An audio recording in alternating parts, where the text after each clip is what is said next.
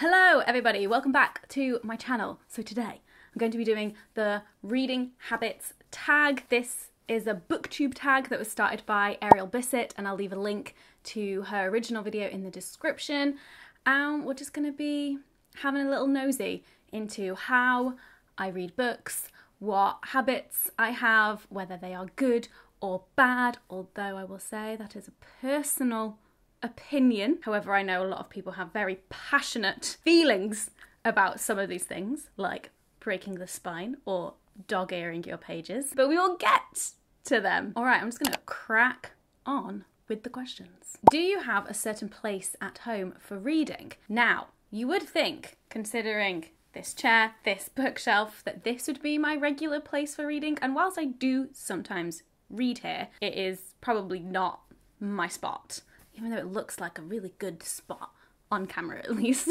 But I would say I mostly read on the living room sofa or in bed. Those are like my two places at home that I do most of my reading. The main times that I come and read in here and in this chair is if I'm feeling really like my truest extrovert self, where I just need to be in the same room as somebody else, but like we're not talking and it's silent. So Dan might be in here in the office playing video games, and I don't want to be alone, even though I want to read my book by myself. So I'll come and sit in here and read whilst he's playing video games. And that is why I'm an extrovert. Anyway, the next question is bookmark or random piece of paper. Now, I am definitely a bookmark person now, but I remember I used to be a train ticket gal, because that was the only thing that I just like always had on me, was like my orange train tickets, and my train tickets would always be my bookmarks. But now I have this pot of bookmarks that I have bought / collected over the years. Also, what are these called? I don't know. Envelope opener? I don't know. So this isn't all of them because I've got a couple actually in books right now, but this is a big old Huffpuff one. This isn't the final common room bookmark. This is the one that I glued together in that video that was from the sample papers. The actual one is currently in a book. This is one that I got at the Picasso Museum in Madrid. This one I got from the Vagina Museum in London. This is a very special pad, the Hormone Diaries bookmark edition, that was available during my book tour for the launch of this book. This one. Oh, okay. There was an event and this person was doing like calligraphy and would write on bookmarks. So this is the one side of the bookmark, and then I asked her to write my favourite lyric from an Avett Brothers song, which is "Decide What to Be and Go Be It." And that's as cheesy as I'll ever get. This is the Vulva Gallery bookmark. This is the OG Banging Book Club bookmark. And then what's this? Oh, this is a £10 gift voucher. And then down at the bottom here, oh no, I have a metallic bus and then a little like clippy Hufflepuff one. And then I've got like two other bookmarks that are currently in books. There's my bookmark collection. You didn't ask for that. So yeah, I'm definitely a bookmark person now. However, if I'm in a situation where I do not have a bookmark to hand, I am not against random piece of paper dog-earing the page. I won't dog-ear library book pages though. No. Always have a bookmark for those. Can you just stop reading, or do you have to stop after a chapter / a certain amount of pages? I always prefer to stop reading at the end of the chapter. Feels good. There's always like a bit of a cliffhanger maybe, depending on the book. But I have done plenty of times just finished where I am because dinner's ready, or I'm literally falling asleep, or I don't know, something's happening that needs my attention, so I have to put the book down. And actually, like, I don't mind that. Sometimes it takes me like a few seconds to like remember where I am when I pick the book up again. But there's something about stopping like in the middle of a chapter that means that I'm more likely to pick the book up again, because I've had times where I've like put a book down at the end of a chapter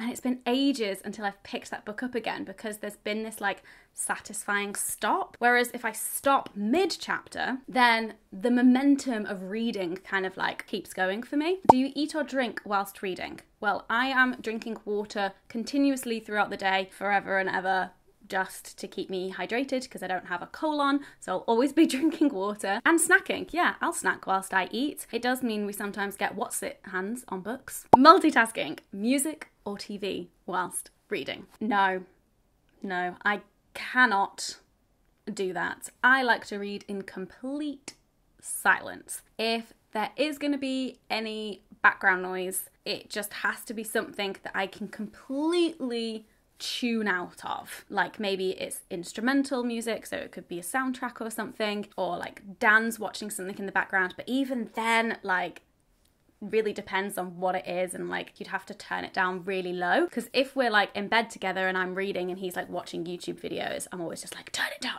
turn it down, turn it down, because my brain like will then start to listen to the videos and then they're concentrating on that and not the book, and my brain just cannot multitask. One book at a time or several at once. So I was always a one book at a time kind of gal, and it's kind of only been in the last like few years that I'm now reading like several books at a time, but I like it that way because I'm not always in the mood for the book that I currently have going.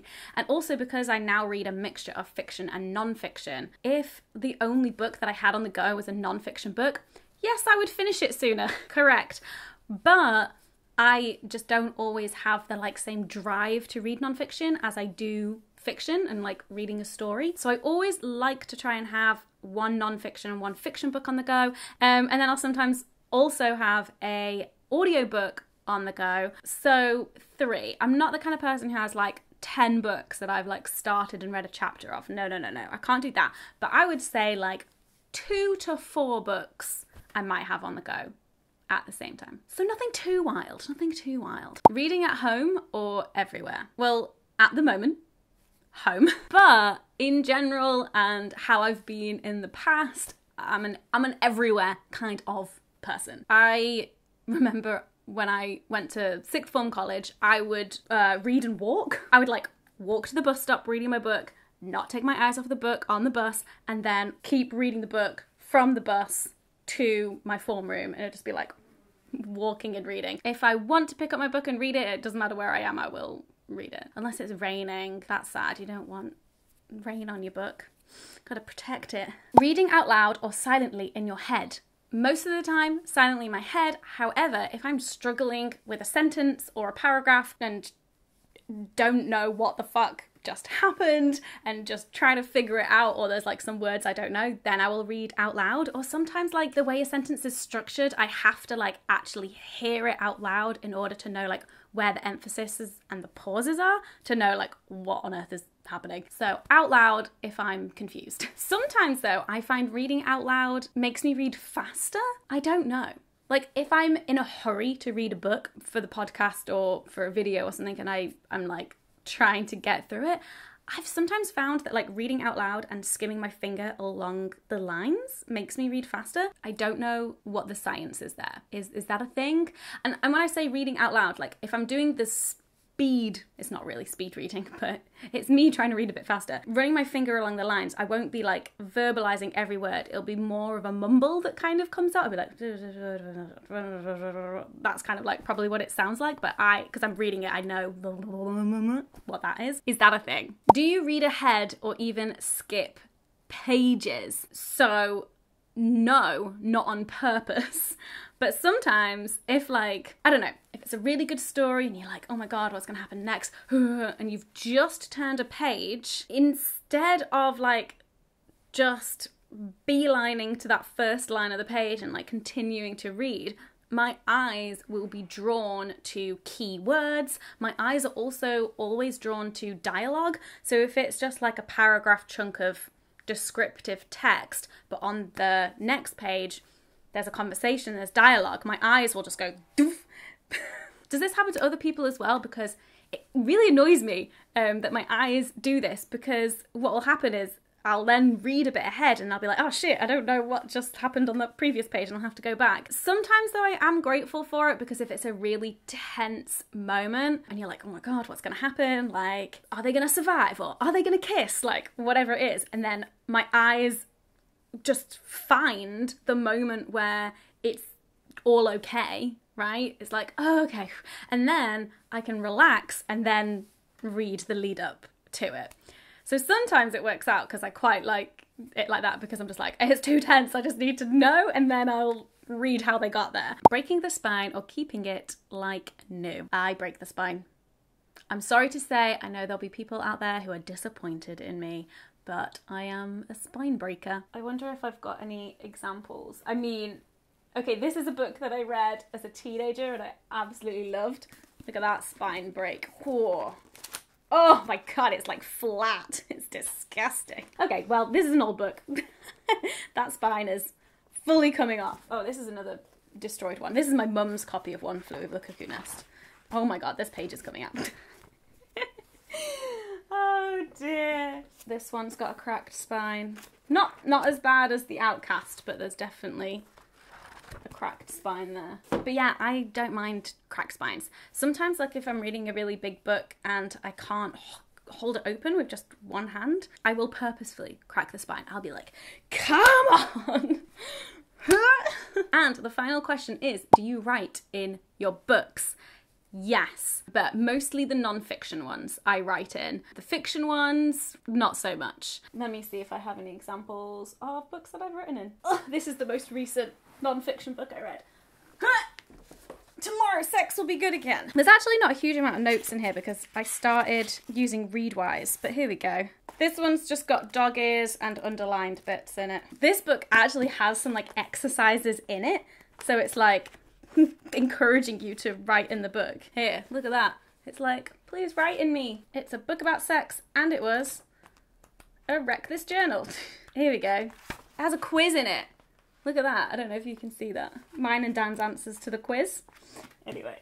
So those are my answers to the reading habits tag. Are you similar to me in your reading habits, or are you completely different? We'd love to hear in the comments. And thank you so much for watching, and I'll see you in my next video. Bye!